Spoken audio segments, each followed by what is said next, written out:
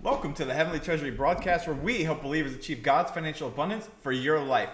I'm your host, Ron Turbo, author of the Heavenly Treasury series on biblical finance, here to come with you with a very unique topic, that's for sure, because I'll certainly tell you this, if you've ever watched this broadcast in any way, shape, or form for any length of time, you're going to notice that we talk about things that are very different than anything else you've ever heard anywhere else. No minister, no business leader, no podcaster, whoever you typically listen to these days. It's going to be very different. And I do that for a reason. It's because my path is very different. It's very unique to what the Lord has called me to do, especially with everybody who's listening, no matter where you are. Let's just say for the moment that you're a business leader for whatever reason, and it's lunch, and you got a few minutes, and here you are. Coming up, okay? That's awesome. Let's just say you're a minister also, whatever it is, okay? Or maybe you're just somebody browsing around on Twitch or YouTube, wherever you are, and you just found the broadcast. Fantastic. I'm really thrilled that you're listening today, because the one thing I will definitely highlight that a lot of people will not highlight on their other channels is that I don't talk about politics here very much, and I'm not going to. I can just tell you that right now. I'm not going to talk about who's doing what, and that's going to be very surprising for a lot of you. Why? Because over the past 10 days, this country has seen more political headlines in the last 10 days than literally the entire previous 30 years. When is the last time we've had an open assassination attempt on a president? When is the last time a president has stepped down in the middle of office? Both of those have never happened in my lifetime. Never. And they all happen within 10 days of each other. All right? That's just it's so unique, it's really even hard to script. Even if I had complete and total power over every single individual in America, I couldn't even plan something like this. I don't care. I don't know who is. I don't know why. The reality is this. There's a lot of things that are going on with the country that are really, quite frankly, a big distraction for you. Because I'll certainly just start off by saying this. I mean, yes, I'm aware of what's going on, as well you probably should be too. Does it affect me? No, it doesn't. It doesn't affect one thing I'm doing. I don't care who the president is. If it's Joe Biden, Kamala Harris, Donald Trump, J.D. Vance, whoever it is, whoever is going to be running with whomever in November. I couldn't even predict who's going to be on the ballot in 4 months. How's that going to affect me? How's it going to affect you? Nothing. I mean, look, if you're a government contractor that builds electric vehicles for whatever reason, yes, you probably care a lot about who's in office and how your finances are affected. You probably do, because one candidate is very different about electric vehicles than the other candidate.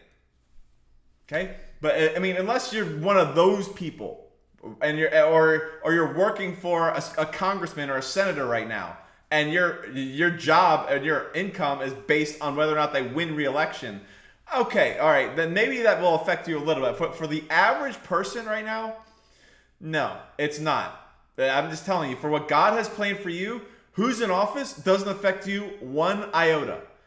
I'm going to tell you this from now until the end of times. I have made more money and my income has risen each sequential president in my lifetime since I entered the labor force. So I entered the labor force during the second term of George Bush's presidency. Now, when Obama got elected in 2008, I made more income from 2008 to 2012 than I did from 2004 to 2008. And then even in Obama's second term, from 2012 to 2016, I generated more income than I did from 2008 to 2012. So, I mean, look, I had very different views on who I wanted to be president than who was actually in the Oval Office at the time. Did it affect my income? No, it didn't affect it one bit. And the only thing that I would just get really upset about is, I'd read the news or see some media article or something like that, and it would just annoy me. And I would think, okay, I'm going to focus all my attention on whatever's going on right there. Whatever it is. And it was a big distraction. That's what it was. And so for you, all this stuff that's going on right now about there's a million questions you could be asking at this very second. I mean, literally an hour from now, we could be in a very different place politically than we are right at the second. It really is one of those really unique times that, quite frankly, it does unfold like a movie. It does. I mean, you could be asking, is Joe Biden actually still the president? Is Kamala Harris now in charge? Did Joe Biden sign the letter? I mean, because now people are saying that his signature wasn't real because he's never underlined any signature on any document that he's ever had. It wasn't on official White House letterhead. All that stuff. Is he even alive? That question is being asked. I mean, but just think about all those questions that are being asked. Do any of them affect you personally right now? No, they don't. And I'm going to tell you this right now. My broadcast on Election Day is probably going to be much larger than the ones have done since then. And all the times. Again, I'm just going to tell you that right now. What I'm going to talk about on Election Day, which is Tuesday, November, whatever, that's going to be a very unique broadcast because I'm going to be talking about things that really, from a political perspective, are very important to you. And that's probably the only time, and why, really, quite frankly, as a foundation, as believers, why we don't really care about who's really in office. We don't. It's not going to affect us at all. The people, just think about even your favorite pastor right now. As they've grown their congregations, if they've been on a steady growth of increase with their congregations, with their meetings, with the miracles they're seeing, just think about your favorite pastor who's been around for at least 20 years. And think about them. And think about what they believe politically. Now, most of you can know exactly what your pastor believes in politically based off of 2 or 3 sermons. You can really, even if they're talking about sin, just think about that for a second. You can do that because you can tell where somebody stands politically. Let's just say for the moment a pastor is talking about, again, look, again, just being frank here. A lot of sins are in the Bible. They are. There's a few things that God does not want you to do, and they're for various reasons, and they're to protect you and to keep you on the blessed life that you're supposed to be on, because that's why we live a righteous life as believers, because we want to live a blessed life. We want to have everything blessed around us. Blessed means things come easy. Blessed means good results. Blessed means abundance from a financial perspective. It means abundance. So therefore, what are we going to do? We're going to live a righteous life. But if you take 10 pastors and they're all talking about sin, you could tell immediately what their political views are. You can. I mean, my pastor was talking about drug addiction. In his last Sunday, he was talking about how to live a life free from sin. And he was talking about drug addiction. That's a very different topic than if you go to another service or a sermon or a church and they're talking about sin, and then they're talking about homosexuality, which is also a sin. But you can see very different topics when it comes to a political landscape of all the sins you could be talking about right now. Of all the sins, it's the one that they really talk about that will really help you determine politically where they are. Or if a pastor says, you know what, we have a very multicultural church. Again, that's also biblical. But if somebody's hounding on that all day long, you can probably tell where they lie politically based off of that statement. Right? Or if you go to some church that's in a minority ethnic group and they say, you know what, we as whomever, whatever ethnic group, Hmongs. All right, we Hmongs have been here for only 20 years and we've kind of gotten all this and that. That's something that you know where they stand politically. They are. All right? I mean, again, I'm not going to give you my political views. I don't care. You don't care. It's not going to help you one bit. It's not going to help me one bit to know what yours are. I don't care. All I care about is that you live an abundant life and you do exactly what God tells you to do. And you live a great, glorious, phenomenal, victorious life in Christ. That's what I care about. And so that's why I bring this to you. But the reason I'm bringing all this up is that I viewed the assassination attempt on President Trump from a very different viewpoint when it comes to biblical finance. Now, you may be thinking, what on earth does that all have to do with biblical finance? Well, I'm going to tell you that today. So, if you think about where you are financially right now, think about the influence that you have. Are you somebody that the enemy is going to try and take out right now, based on where you are and where you're going? If the answer is no, you're not trying hard enough. Sorry, you aren't. You don't have enough influence. You're not on the right trajectory for somebody to try and take you out. I'm not talking about killing you. Let me just make that clear. I'm not talking about killing you. I'm talking about get you off of your path. Now, there's a number of ways that you can call it the enemy, devil, whatever the heck. There's a number of ways that you can try and be deceived, behooved, pushed off of your path. a number of ways. But if you're not on the path that the Lord wants you to be on, no one's going to want to get you off of that path. Because if the enemy wants you to run off a cliff and you're currently running off a cliff, no one's going to try and say, hey, stop running off the cliff. Get somewhere else. Now, God will, but the people trying to take you out won't. Okay? So I just think about who's trying to take you out. Is it anybody? If not, you're not trying hard enough. You aren't. You're not on the right path. Because as you consistently go and do in the way the Lord wants you to, I'll tell you what, people try to take me out financially. That's for sure. It didn't work. And it's not going to work. And in the end, I'm going to triumph, just like I'm about to talk about right here in a few seconds. But I'm just telling you, just think about where you are. Think about if anybody is trying to take you out.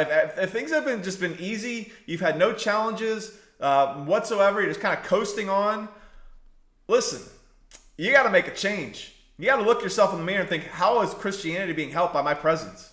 What has the Lord really called me to do?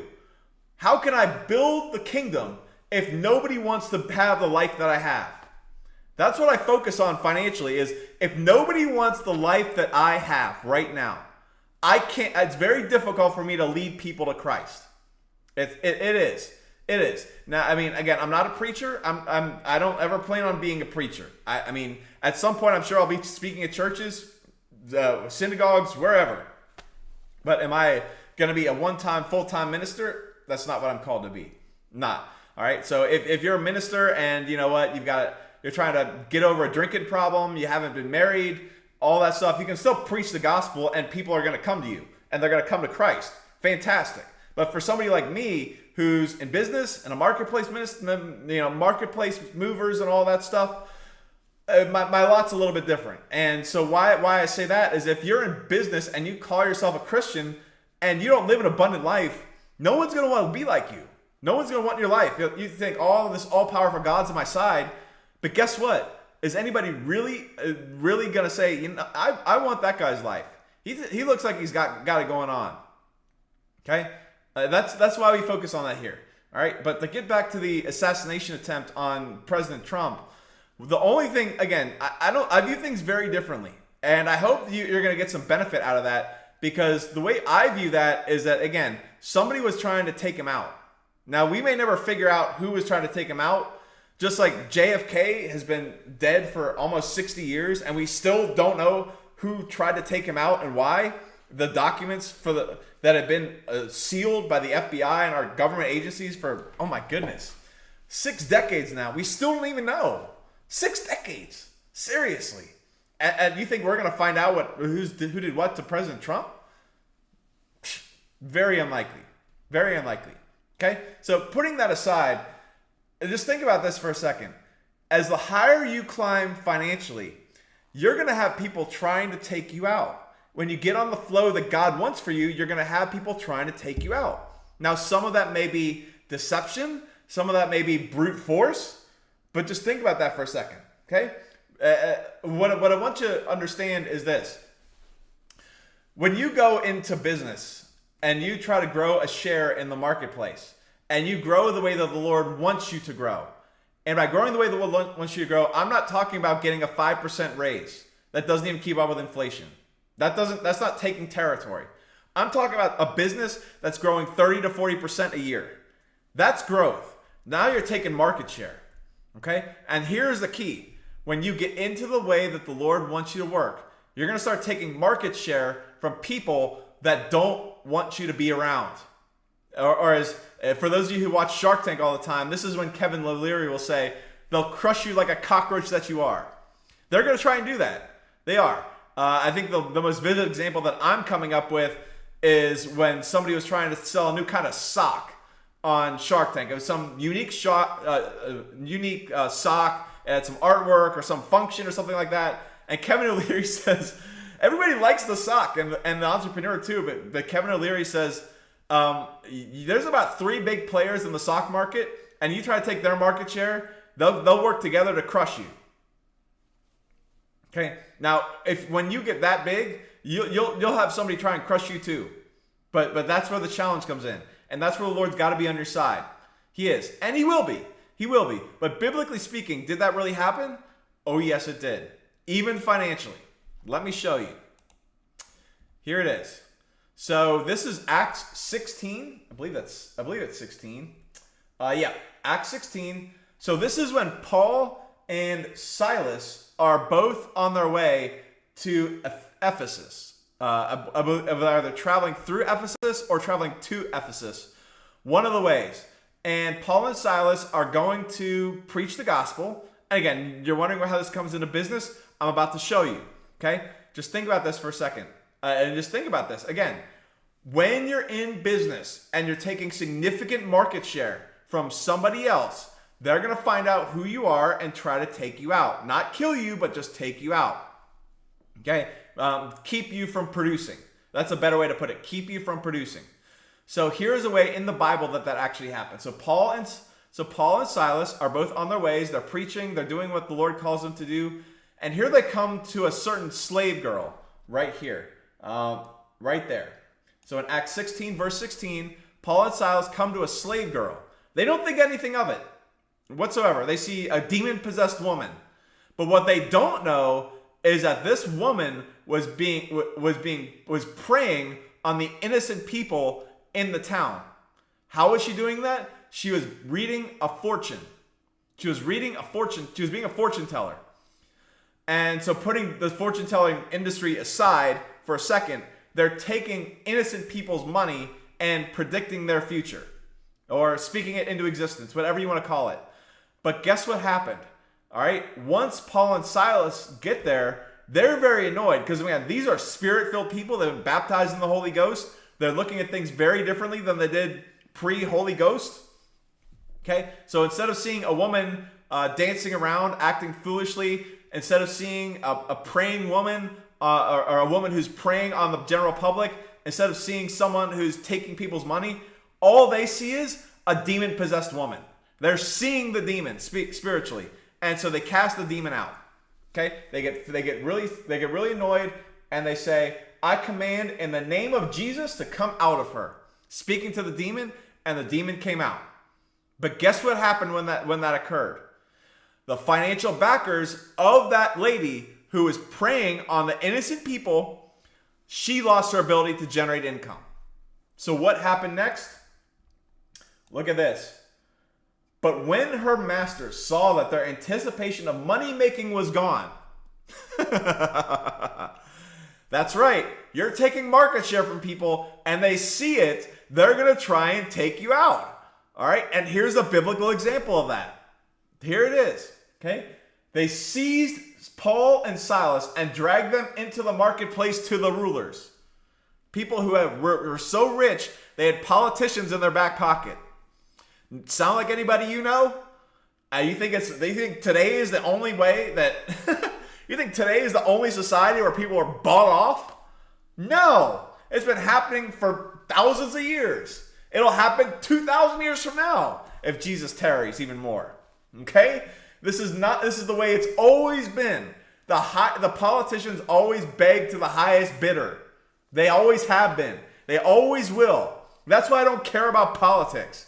I don't. All right? Here's something that'll really churn your wheels. What if I told you that there's a 90% chance that I can predict exactly who's going to win on election day for your congressman, and an 80% chance for your senator? Yeah. I have a 90% win ratio when it comes to predicting who is going to win from Congress and who's going to win from the Senate. 80% for the Senate, 90% for Congress. By looking at one thing and one thing alone. It's not your tax policy. It's not your gun control policy. It's not the demographics of your congressional district. It's not. It has nothing to do with any of that. The person who spends the most money in a congressional race has a 90% chance of winning. 90% chance of winning. That's all that matters. Case in point, John Fetterman and Dr. Oz in 2022. Okay? 2022, the dude had a stroke. Literally, the dude had a stroke on the campaign trail, and he still won by 5 points in a quote-unquote red wave. Why? He spent more money. It's all that matters. Doesn't matter about how tall you are, how old you are, how nice you are, how predictable you are, your personality, your family. None of that matters. All right. Now, again, there are exceptions to that. There are exceptions. So, for example, President Trump was outspent by Hillary significantly in 2016, but yet he won. So there are exceptions. Again, it's not 100%, but it's 90%. 90%. All right. Dave Bratt. I don't know if you remember Dave Bratt. I believe it was 2013. This individual primaried the House Majority Leader. First time in the history of America that's actually happened. Where a House Majority Leader lost his primary. That's a very rare exception. But most of the time, 90% chance that the person who spends the most money on a congressional race is the one who wins. 80% if you're a senator.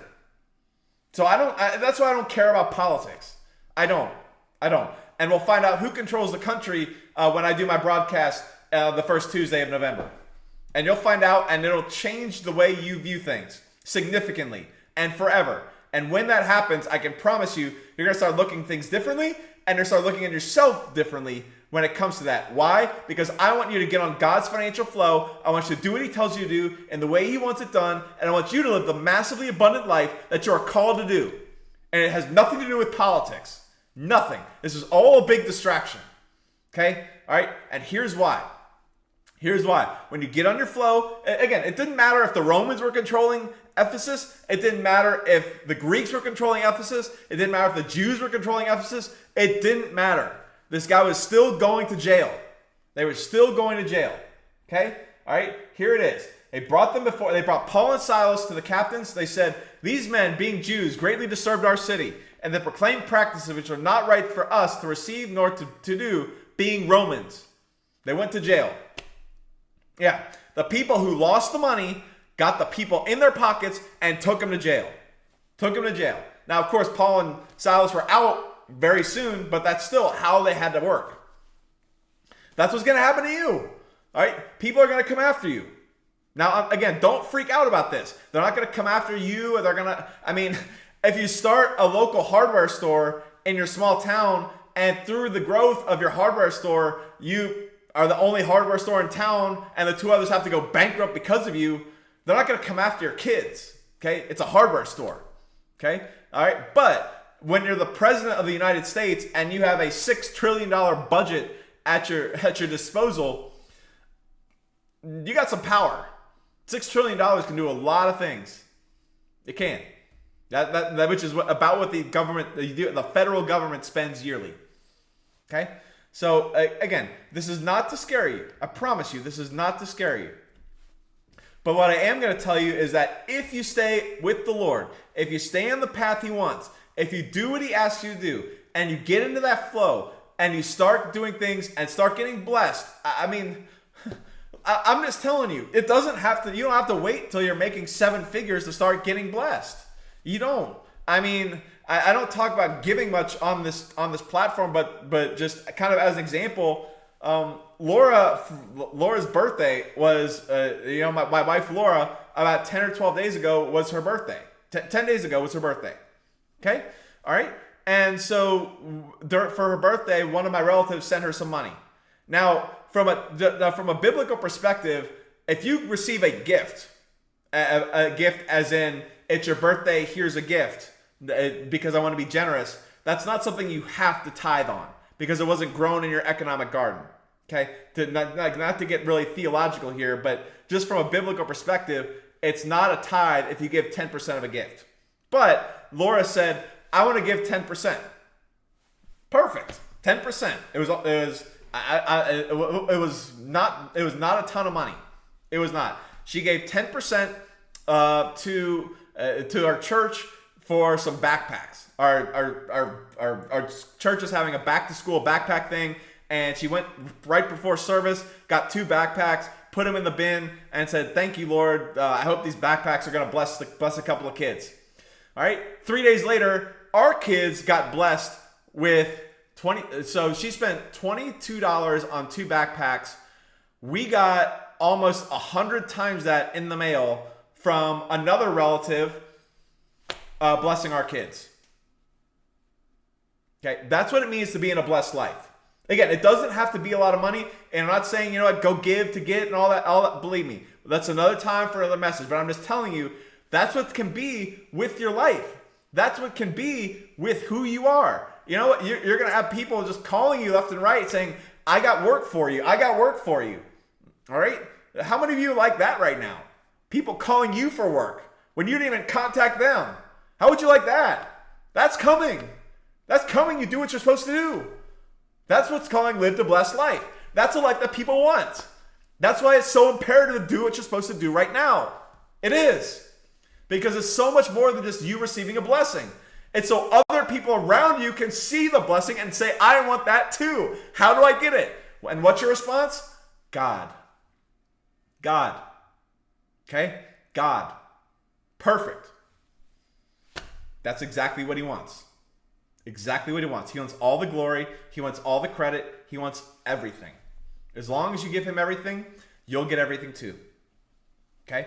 And so with that being said, when somebody does want to take you out, but again, financially speaking, what's really the end game of that path? All right? Is it you dying? No, because Psalm 91 promises you a long, prosperous life if you fear the Lord. Okay, so that's your future. That's your future, a long, prosperous life. But in the meantime, here's what it also entails. Psalm 23:5, right here. You spread before me a table in the presence of my enemies, in the face of my enemies. Let me repeat that. You spread before me a table in the face of my enemies. What does that mean? It means that the people who tried to take you out are now going to be serving you.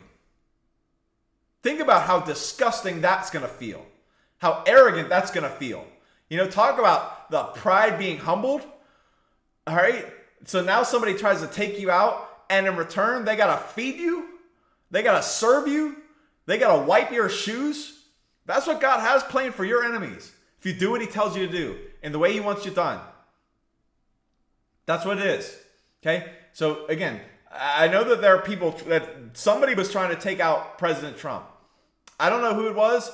I don't really care. But I can guarantee you right now, those people are not feeling very good. Whoever they are. I don't know who they are. I don't know how many there are. It could be one person tried to take him out. It could be 1,000. It could be 5,000. Whoever it was. Some person or group of people. They are not feeling too hot right now. And that's what's going to be for you too. Now, I'm not going to get into the theological of Trump's the second coming or God wanted all that. Believe me, that's way above my pay grade. But what I am telling you is that those people who are trying to take you out, God has a future for them too. If you do what you're supposed to. And now that is a time when you can really get on fire for the Lord. You can. Okay? So that's what I want to leave you with today. Is getting in God's flow and doing what he wants you to do in the way he wants it done.